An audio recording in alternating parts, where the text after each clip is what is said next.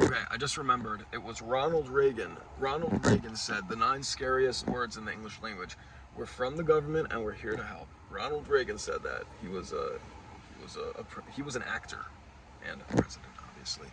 But he's not lying. He's not lying. You know, I remember when I read The Grapes of Wrath, John Steinbeck. It was the first book that really like moved me to that extent. Never has a book or an author moved me uh, to that extent until I read that book. And in the opening chapters, he's discussing the scene in which um, the bank comes, or representatives of the bank, to the farmers, and they say, well, it's time for you to leave the land, where the bank's taking the property. And they said, well, we got kids and we've been on this land for decades. It's our family's land. He's like, yeah, but the bank owns it, and A, B, and C. And they say, well, who can I speak to? It's like, well, you could speak to my supervisor, but he's not the bank. He's just he's the supervisor. And he's like, well, can I talk to his supervisor? Like, no, the same thing. You could speak. And what he was coming down to, what he was trying to say is that the bank or power structures, i.e. the government, i.e. schools, i.e. all these institutions, they are they are of their own nature. They do not share the nature that man has. A lot of times we set our nature on others, and we can't imagine a system acting differently than how we might act. But the truth is, man has a nature, and government and power bodies have a separate nature.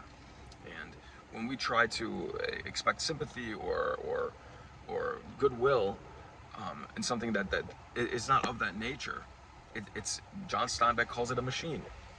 You can't compromise or negotiate with the machine. You you can't ask for sympathy or goodwill from a machine. It's made of men, but it is not man. It's its own entity with its own nature, and we kind of were grandfathered into this dynamic where we trust the government, we trust our power, the religious bodies, the schooling, the education, the FDA, all these things. And I'm sad to say they failed us. They have failed us, and I don't see any repercussions for that. The amount of harm that's been caused in the past 40 years due to the FDA and the tobacco industry, the tobacco industry's involvement with the food industry. I don't know how that was permitted, but we see the results. We see the results. Donovan has a song called Donovan's a musician from the 1960s. It's called Ricky Tikki Tavi, and in the song he talks about how when he was young he used to believe that the schools and the institutions and the government would take care of his problems for him. But as he got older, he came to realize that he has to do it himself, and he's not wrong. I think that we've grown up in a state in which we're being fed this idea that they are our friend, and it's not that they're evil or bad. I don't believe in evil or bad. They are their own thing. The question is harm. It's not good or bad or left or right. It's none of that. The question is harm.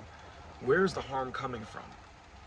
And I see a lot of harm coming from bodies of power. The fact that war exists is absurd. Absurd that people are dying. And let me tell you, it's not the citizens of these countries. It's not. It's these power bodies, and it's our faith in these power bodies. And when it comes down to it, at the end of the day, all this that I've been discussing, it's all about your power. It's all about your heart and your capacity. And we've been convinced through media and through education and through so many ways, we've been convinced that we are not powerful. I want to reassure you that you are powerful, and it is up to you. You are the only determining factor of what you experience. You are the determining factor. That's a lot of responsibility. Some people don't want to hear that. They don't want to hear that. They want to have a scapegoat, someone to blame for their woes. But living that way, um, it's not empowering. It's not empowering, and you are powerful. So if you are in alignment with what you are, you will prosper. You will. You'll experience health. But if you are out of alignment with your true nature, with what you are, that's where we get sickness. That's where we get the terrible harm that we see in the world. And we see there people are struggling, and there's a lot of sick people right now. The mental illness is prevalent. We look at why. Just look at why. Why is this happening? It's because we're not being true to ourselves. When people feel hopeless and out of control, they come to these terrible places, and mental illness and violence and all these things could take place. And all it comes from is being unaware. You know, we're not here to judge others. That's not what we're here. But we're here to decrease the harm. And the harm comes from not being true to what you are. We've been lied to. We have been lied to. You know, we've been convinced to be the victims. We've been convinced that we're our sexuality, or we are our career or our political party, but we're not. And when you live in accordance with something you're not, suffering does follow. Suffering does follow. But if you live in accordance with what you are, you flourish. You flourish. We have paradise right here. This is heaven and this is hell. It's whatever we make it, and you will experience what your mind is programmed to. You can change the programming. You can determine your mind's programming. You can. Listen, if I could do it, you guys, anyone can do it. Believe me, believe me. One day I'll share a little bit about who I used to be before all this happened, and we'll go a little more into the mind of AJ.